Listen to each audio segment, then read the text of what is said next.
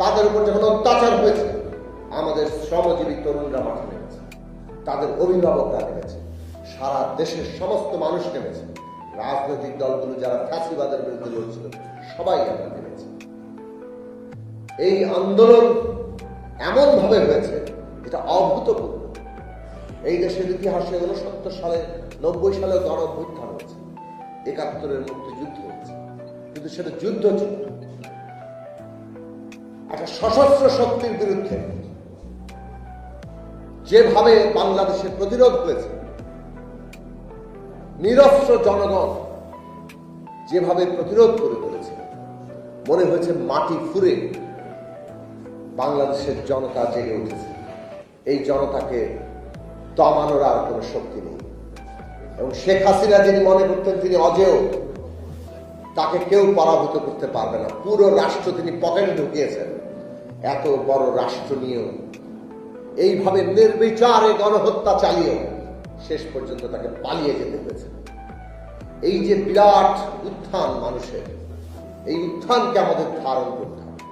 71 সালের পরে যেভাবে বাংলাদেশের স্বপ্ন ব্যাহত হয়ে গেছে, বাংলাদেশের জনগণের স্বপ্ন দুমড়ে মুচড়ে গেছে 53 বছর ধরে।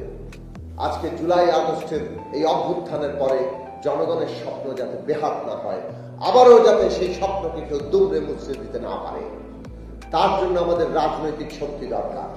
বাংলাদেশের মানুষ এই দেশের মালিক, সেটা বদলে দেওয়া হয়েছে।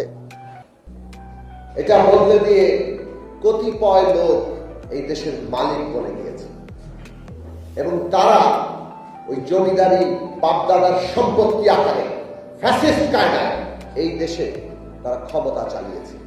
নতুন বন্দোবস্ত মানে ক্ষমতার এই চরিত্র বদলে দেওয়া। বাংলাদেশে আগামী দিনে ক্ষমতাকে জনগণের কাছে জবাবদিহিতা করতে হবে। কেউ যদি ওই ক্ষমতা ব্যবস্থা রেখে দিতে চায়, তাহলে জনগণকে সোচ্চার হতে হবে। কাজেই একটা কথা মনে রাখেন, আগামী দিনে নতুন বন্দোবস্ত হবে কিনা, জবাবদিহিতামূলক ক্ষমতা ব্যবস্থা প্রতিষ্ঠা হবে কিনা, সেটা নির্ভর করছে আমরা জনগণ ঐক্যবদ্ধভাবে সেই ক্ষমতা চাইছি কিনা। জনগণের সেই শক্তি যদি দুর্বল হয়ে যায়, তাহলে দেখবেন ক্ষমতা আবারও পকেটস্থ করতে যারা ইচ্ছা পোষণ করে, তারা নানানভাবে সংস্কারকে নানাভাবে প্রভাবিত এমনভাবে করবে যাতে ক্ষমতা ওই রকম জমিদারি ক্ষমতা, ওই রকম এককেন্দ্রিক ক্ষমতা টিকে থাকে। কাজেই জনগণকে পাহারা দিতে হবে, সেই জনগণের ঐক্য এবং শক্তি গড়ে তুলতে হবে।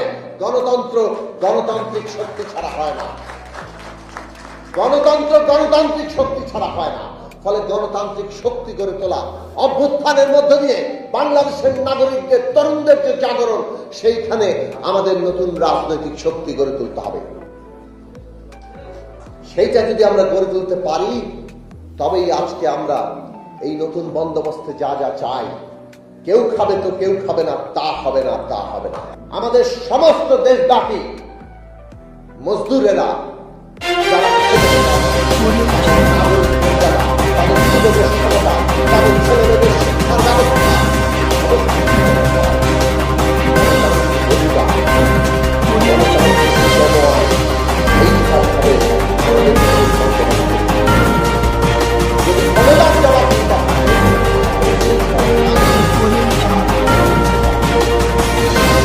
আমরা দেখব